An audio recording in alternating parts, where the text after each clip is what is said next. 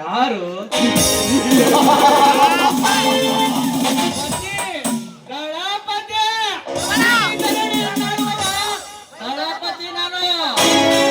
ನೋಡಿ, ನೀವ್ ಯಾರಾದ್ರೆ ಏನು, ಈ ರೀತಿ ನನ್ನ ವಿಷಯದಲ್ಲಿ ತಲೆ ಹಾಕುವುದು ಸರಿಯಲ್ಲ.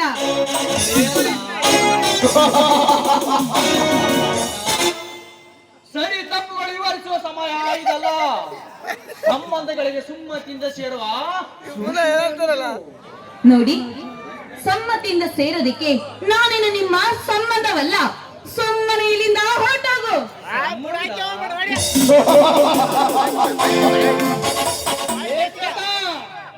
ಸಂಬಂಧ ಬೆಳೆಸಬೇಕೆಂದ್ರೆ ಸಮಯ ಸಾಧಿಸಿದ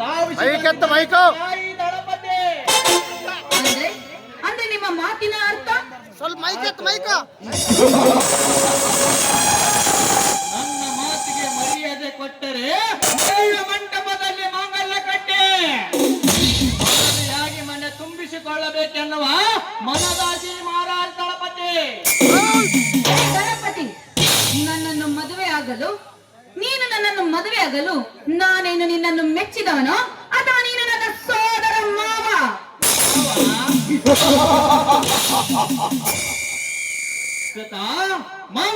ಮಾವನಾದ ಮಾತ್ರಕ್ಕೆ ಮಾಂಗಲ್ಯ ಕಟ್ಟಬೇಕೆಂಬ ಯಾವ ಕಾನೂನಲ್ಲಿಯೂ ಇಲ್ಲ. ನೋಡು ಶ್ವೇತಾ, ನೀನು ನನ್ನ ಮನಸ್ಸಿಗೆ ಇಡಿಸಿದಿ, ಅದಕ್ಕೆ ನಿನ್ನ ಮದುವೆ ಆಗಬೇಕೆಂಬ ನಿರ್ಧಾರ ಮಾಡಿದ್ದಾನೆ ಈ ದಳಪತಿ.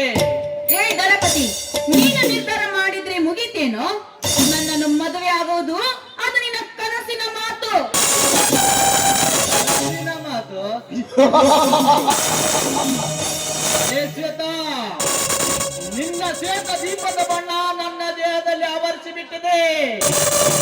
ಒಂದೇ ಮಾತನ್ನು ಹೇಳಬೇಕಂದರೆ, ನೀನು ನನ್ನ ಮದುವೆಯಾಗಲು ಒಪ್ಪಿದರೆ ಸರಿ, ಇಲ್ಲವಾದ್ರೆ ಏನೋ ಮಾಡ್ತೀಯಾ?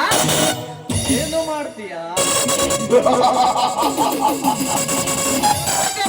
ನಿನ್ನ ಒತ್ತೈದು ಬೀಗದ ಮುದ್ದೇನೆ ಅರಿದು ಚಿಂತೆಯನ್ನು ಎಡೆ ಮಾಡುವೆ ನಿನ್ನ ಸುಂದರ ಸೌಂದರ್ಯವನ್ನು.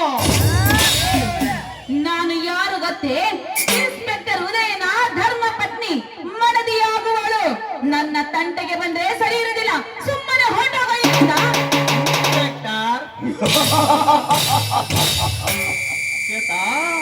ಇನ್ಸ್ಪೆಕ್ಟರ್ ಬಂದರು ಅಷ್ಟೇ, ಚೀಫ್ ಮಿನಿಸ್ಟರ್ ಬಂದರು ಅಷ್ಟೇ.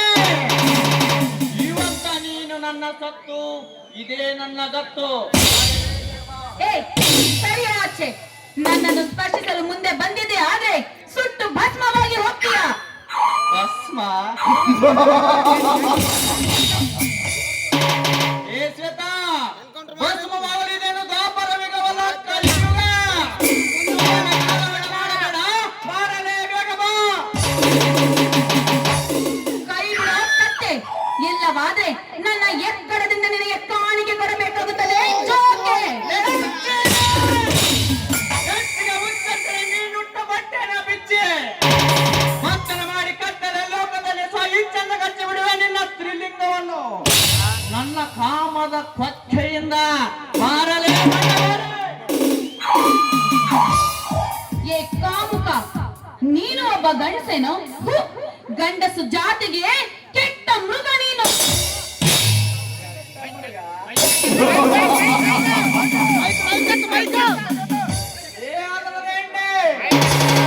ಇದುವರೆಗೂ ಈ ದಳಪತಿ ಕೆನ್ನೆಗೆ ಮುಚ್ಚಿಟ್ಟ ಹೆಣ್ಣುಗಳೇ ಲೆಕ್ಕಿಲ್ಲ. ಅಂತದರಲ್ಲಿ ನನಗೆ ಕೆನ್ನೆಗೆ ಹೊಡೆಯುವಷ್ಟು ನಿನಗೆ ಧೈರ್ಯವೇ?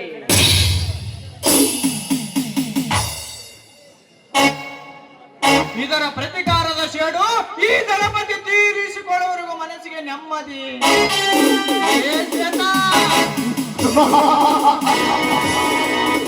ಸರ್ಪ ಸೇಡಿಟ್ಟರೆ ಶತ್ರುಗಳ ಮರಣ. ಈ ದಳಪತಿ ಕಂಡಿಟ್ಟರೆ ನಿನ್ನಂತ ಸಿರಿಯರ ಶೀಲಹರಣ. ಈ ದಳಪತಿಯ ತೋಟಕ್ಕೆ